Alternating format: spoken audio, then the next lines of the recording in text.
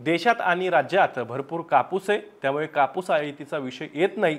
परंतु तरीही केंद्र सरकारशी चर्चा करून कापूस आयात बंद करण्याची मागणी राज्य सरकार करेल। त्यासाठी केंद्र सरकारला आग्रह करण्यात येईल।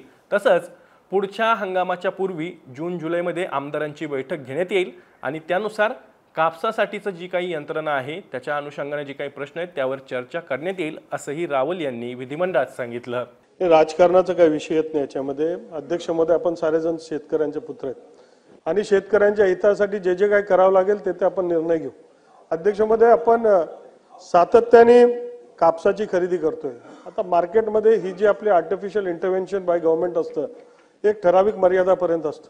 परंतु जर शेतकऱ्यांचा माल असेल आणि इम्पोर्ट देखील होत असेल तर या संदर्भात केंद्र सरकारशी आम्ही चर्चा करू, त्यांना आग्रह करू आणि माननीय मुख्यमंत्रींच्या महोदयांच्या माध्यमातून ज्यावेळेस शेतकऱ्यांकडे माल असेल तशा कुठल्याही पदार्थाची इम्पोर्ट होऊ नये अशा प्रकारची व्यवस्था करण्यात येईल।